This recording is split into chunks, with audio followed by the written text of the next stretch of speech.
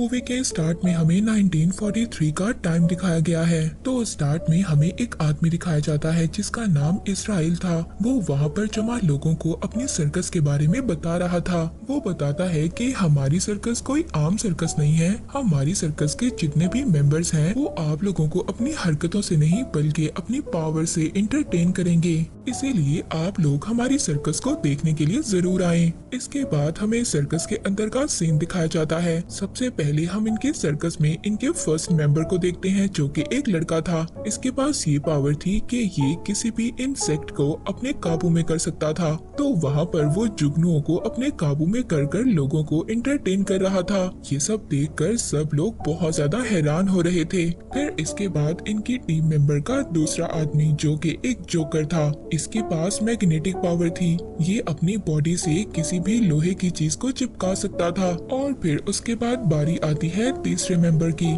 इसकी बॉडी पर हर जगह बाल थे और ये एक बंदर की तरह नजर आता था, मगर इसके पास आम इंसानों से ज्यादा पावर थी। और इसके पास ये पावर थी कि ये सख्त से सख्त लोहे को आसानी से मोड़ सकता था। लास्ट में आती है इनके ग्रुप में एक लड़की। इसके पास इलेक्ट्रिसिटी की पावर थी। ये अपनी बॉडी से इलेक्ट्रिसिटी को जनरेट कर सकती थी और यहाँ पर ये अपनी बॉडी से बल्ब जलाकर लोगों को एंटरटेन कर रही थी। सब लोग इनकी ये सर्कस देखकर बहुत ज्यादा हैरान थे क्योंकि सबके पास यूनिक पावर्स थी। तभी जब इनका शो खत्म हो जाता है तो वहाँ पर अचानक से वॉर स्टार्ट हो जाती है। सर्कस देखने के लिए जितने भी लोग आए थे सब के सब मारे जाते हैं और ये टाइम हमें वर्ल्ड वॉर 2 का दिखाया गया है। और अब इनका सर्कस करना तो नामुमकिन था। इजराइल और उसकी बाकी टीम अपना शहर छोड़कर दूसरे शहर में आ गए थे। वहाँ पर इजराइल अपने बाकी मेंबर्स को बता रहा था कि मैंने कुछ लोगों से बात की है और वो थोड़े पैसों में हमें अमेरिका ले जाएंगे क्योंकि इस सिटी में तो ऑलरेडी सर्कस है और हम उन लोगों का मुकाबला नहीं कर सकते।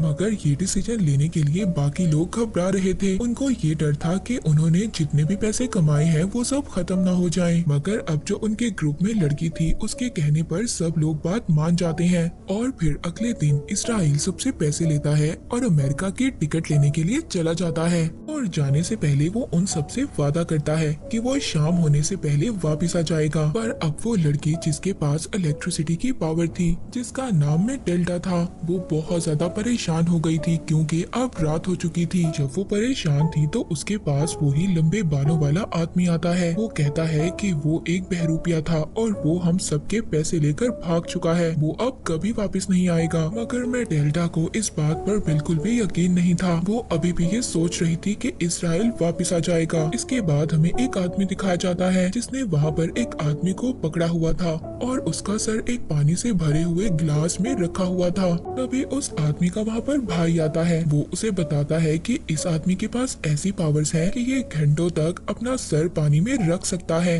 मगर ये क्या, कुछ टाइम के बाद वो आदमी मर गया था। इस बात पर उस आदमी का भाई जिसने इस आदमी को पकड़ा हुआ था, जिसका नाम फ्रांस था, वो कहता है तुम किसी भी काम के नहीं हो। तुमने एक मासूम आदमी की जान ले ली। कल सुबह मैं तुम्हें इस शहर से दूर भेज दूंगा। मगर फ्रांस अपने भाई को मना रहा था।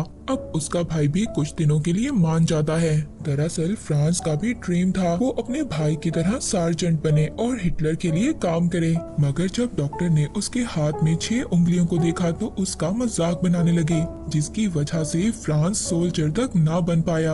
और तभी उसने ये डिसाइड किया कि वो ऐसे लोगों को तलाश करेगा जिनके अंदर अलग सी पावर्स हो और वो उन लोगों को एज अ गिफ्ट हिटलर को पेश कर देगा ताकि वो वॉर को जीत सके। और इसी तरह हिटलर खुश हो जाएगा और उसको सार्जेंट बना देगा। और साथ ही साथ हमें यहाँ पर पता चलता है फ्रांस के पास भी एक ऐसी पावर्स थी कि वो फ्यूचर को देख सकता था।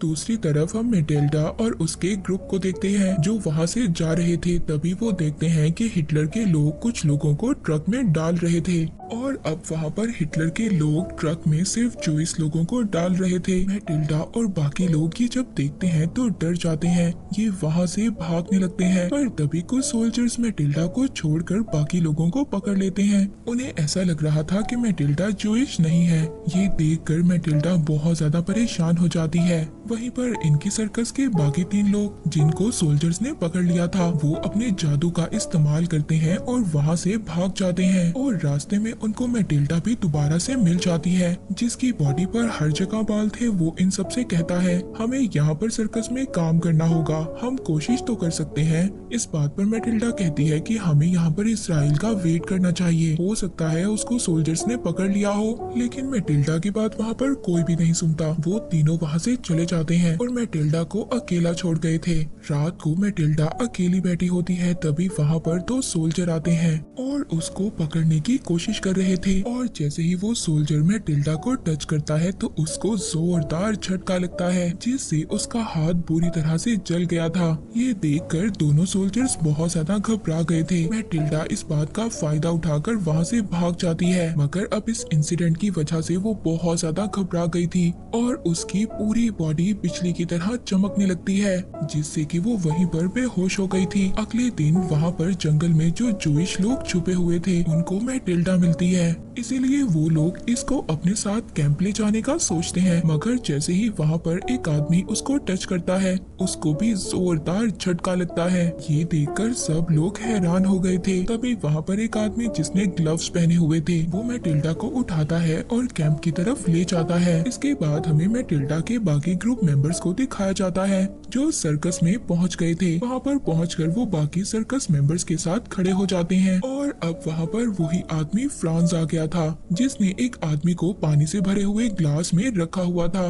वो वहाँ पर आकर वो उस बौने आदमी और जिसकी बॉडी पर हर जगह बाल थे, इन दोनों को सेलेक्ट कर लेता है। मगर ये देखकर उस लड़के को बहुत ज्यादा गुस्सा आ गया था, जिसके पास ये पावर थी कि वो इंसेक्ट्स को कंट्रोल कर सकता था। और तभी वो गुस्से में सभी कॉकरोचेस को वहाँ पर बुला लेता है और एक सिंबल बनवाता है। ये देखकर फ्रांस बहुत ज्यादा खुश हो जाता है और उसको भी सिलेक्ट कर लेता है। दूसरी तरफ हम मैटिल्डा को देखते हैं, जिसको होश आ गया था। वो अपने आप को एक कैंप में पाती है। वहाँ पर कैंप का लीडर मैटिल्डा से सवाल कर रहा था कि तुम कौन हो और कहाँ से आई हो, और तुम्हारे पास बिजली का झटका देने वाली पावर कहाँ से आई, और क्या तुम इस पावर से हमारी मदद करोगी। वो उस आदमी की बात सुनकर कहती है कि मैं अपनी पावर का यूज गलत नहीं करती, मैंने कभी भी किसी को अपनी पावर का यूज कर नहीं मारा। ये सुनकर उस लीडर को बहुत ज्यादा गुस्सा आ गया था। वहीं पर हमें सीन दिखाया जाता है उन तीनों सर्कस मेंबर्स का, जिनको अजीब तरह से टॉर्चर किया जा रहा था, ये पता करने के लिए कि इनके अंदर पावर्स है भी या नहीं।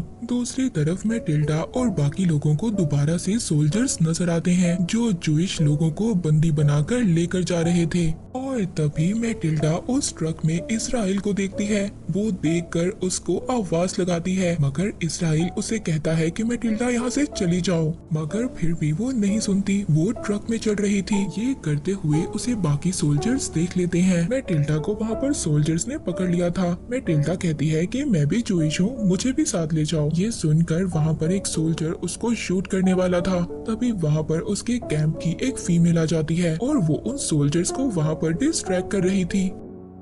तभी वहाँ पर उस कैंप के कुछ लोग आकर सोल्जर्स को मार देते हैं। जो इसराइल के ट्रक का ड्राइवर था, वो ट्रक लेकर भाग गया था। इसराइल जो के बंदी बना हुआ था, वो उस ट्रक से कूद भी नहीं सकता था। मैटिल्डा दोबारा से अकेली रह जाती है। जब वो कैंप में दोबारा आती है तो कैंप का लीडर उससे पूछता है कि तुमने सोल्जर के सामने अपनी पावर्स क्यों नहीं दिखाई। इस बात पर मैटिल्डा उसे कोई भी जवाब नहीं देती। वो लीडर उसको बहुत ज्यादा मारता है। मैटिल्डा उसे कहती है कि मेरी पावर्स की वजह से मेरी मदर की डेथ हो गई और मैं ये नहीं चाहती कि मेरी पावर से कोई भी मरे। ये सुनकर सब लोग बहुत ज्यादा उदास हो गए थे। मैटिल्डा वहाँ पर जोर जोर से रोने लगती है। इसके बाद हम फ्रांस को देखते हैं, जो कि अजीब किस्म के ड्रग्स ले रहा था, जिससे उसको फ्यूचर के विजन्स आने लगते हैं। उसको अपने विजन में एक मोबाइल नजर आता है और उस मोबाइल में चलती हुई वीडियो, जिसमें वो देखता है कि नाजी यानी कि हिटलर के लोग ये वॉर हार जाएंगे, जिससे कि वो बहुत ज्यादा घबरा जाता है। और तभी वहाँ पर उसको मैटिल्डा और बाकी लोग भी नजर आते हैं और ये देखकर वो समझ गया था कि यही लोग हैं जिनके पास पावर्स हैं। मुझे तो इन्हीं का इंतजार था। और फिर वो जल्दी से उनका स्केच बना लेता है। और फिर अगले दिन हम मैटिल्डा को देखते हैं जो अपने ग्रुप के लोगों को ढूंढने के लिए सर्कस के पास आ गई थी। सोल्जर्स को उस पर शक हो जाता है, वो वहाँ से भागने लगती है और भागते भागते फ्रांस के ही कमरे में आ जाती है। वो वहाँ पर उसको बेहोश कर देता है और एक बल्ब को उसके होंठों से टच कर कर चलाता है, ये पता करने के लिए कि ये वही विजन्स वाली लड़की है। और जब बल्ब चलता है तो उसको यकीन हो गया था कि ये वही लड़की है। अब रात को जब सर्कस का प्रोग्राम रखा जाता है तो वहाँ पर फ्रांस सबको बताता है कि आज मैं आपके सामने ऐसे लोगों को पेश करने वाला हूँ जिनकी पावर्स का यूज कर कर हम इस वॉर को जीत सकते हैं। और इतना कहकर वहाँ पर वो एक पिंजरे में उन तीनों को लेकर आता है जो मैटिल्डा के ग्रुप मेंबर्स थे, और दूसरे पिंजरे में मैटिल्डा थी जिसको देखकर उसके ग्रुप का जोकर, बालों वाला आदमी और इंसेक्ट पावर वाला लड़का खुश हो जाते हैं। पर तभी मैटिल्डा के पिंजरे में एक शेर को डाल दिया जाता है। फ्रांस वहाँ पर उससे कह रहा था कि इस शेर को शॉक देकर मार दो ताकि लोग तुम्हारी पावर्स को देख सकें।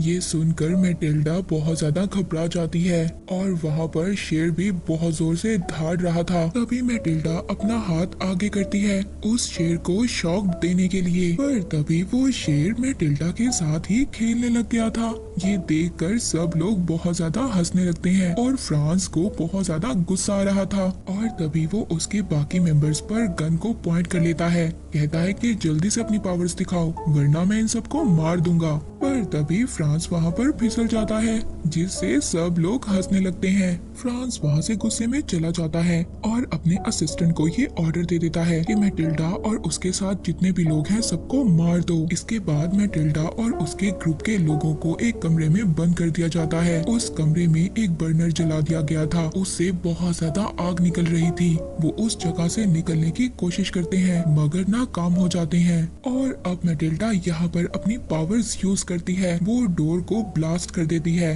जिससे कि सब लोग वहाँ से आजाद हो गए थे। उस ब्लास्ट से फ्रांस भी इंजर्ड हो गया था। ये सब लोग उस सर्कस से बाहर भाग जाते हैं। वहाँ पर उन्हें एक कैनन दिखाई देता है, उस कैनन में मैटिल्डा और लड़का जाता है। इन दोनों को जब ब्लास्ट किया जाता है तो ये काफी दूर जाकर गिरते हैं, जिसके बाद जोकर को भी उड़ाकर दूर फेंक दिया जाता है। पर जब उस बालों वाले आदमी की बारी आती है तो वहाँ पर सोल्जर्स आ गए थे। वो अकेला ही वहाँ पर उनसे फाइट करता है। तभी वहाँ पर एक फीमेल कुछ घोड़े लेकर आती है। ये लेडी बिल्कुल इसके जैसी ही लगती थी। ये उससे एक घोड़े पर बैठकर मैटिल्डा और बाकी लोगों के पास पहुँच जाता है। दूसरी तरफ हमें फ्रांस को दिखाया जाता है जिसके पास उसका भाई आया था और वो कहता है फ्रांस देखो बहुत हो गया, मैं तुम्हें अब इस शहर में नहीं रहने दूंगा। इस बात पर फ्रांस को बहुत ज्यादा गुस्सा आ गया था और वो अपने भाई पर अटैक कर देता है और अपने भाई का गला दबाकर मार देता है, जिसके बाद वो अपने भाई के कपड़े पहन लेता है और अपनी 6 फिंगर को काट देता है और सार्जेंट बनकर बाहर आ जाता है। इसके बाद मैटिल्डा और बाकी लोगों को देखते हैं जो एक ट्रेन के पास आ गए थे। इस ट्रेन में इजराइल और बाकी जूइश को इस शहर से बाहर भेजा जा रहा था और इसीलिए अब वो उस ट्रेन पर जैसे ही कूदते हैं वो सोल्जर्स वाले डब्बे में आकर गिर जाते हैं। पर वो लड़का बाहर ही लटक जाता है जिसके पास इंसेक्ट्स को काबू करने की पावर थी। उसको वहाँ पर बाहर कुछ मधुमक्खियाँ नजर आती हैं। जब अंदर सोल्जर मैटिल्डा और बाकी लोगों को मारने वाले थे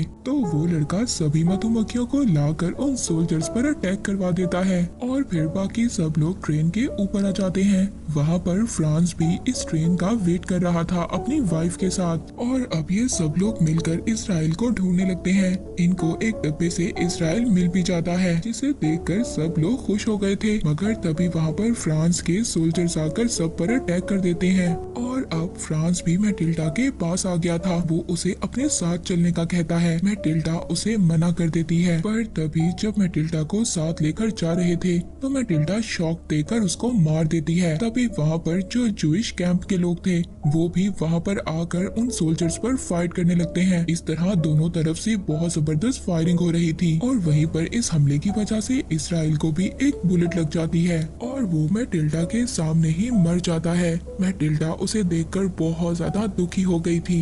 वहीं पर उस लड़के को नजर आता है कि ट्रेन में आग लग गई है जिसमें बहुत सारे लोग फंसे हुए थे। वो सभी मधुमक्खियों को सेक्रीफाइस कर देता है, उस ट्रेन पर चिपका देता है और सब लोगों की जान को बचाता है। अब यहाँ पर फ्रांस और उसके सोल्जर्स जीत रहे थे। इस बात को मैटिल्डा जब देखती है तो वो अपनी बॉडी से सारी पावर्स को बाहर निकालती है। उसकी बॉडी से बहुत ज्यादा आग निकल रही थी और इस आग की लपेट में आकर फ्रांस के सभी सोल्जर्स मारे जाते हैं, मगर फ्रांस जैसे तैसे कर बच जाता है। मगर जब वो अपनी वाइफ को मरा हुआ देखता है तो वो मैटिल्डा के सामने ही खुद को शूट कर लेता है और मर जाता है। और अब मैटिल्डा के बाकी ग्रुप मेंबर्स उसके पास आते हैं। उन्हें देखकर वो बहुत ज्यादा खुश थी और फिर मैटिल्डा और उसके ग्रुप मेंबर्स अपने आगे सफर के लिए निकल जाते हैं। और इसी के साथ ये मूवी यहीं पर एंड हो जाती है।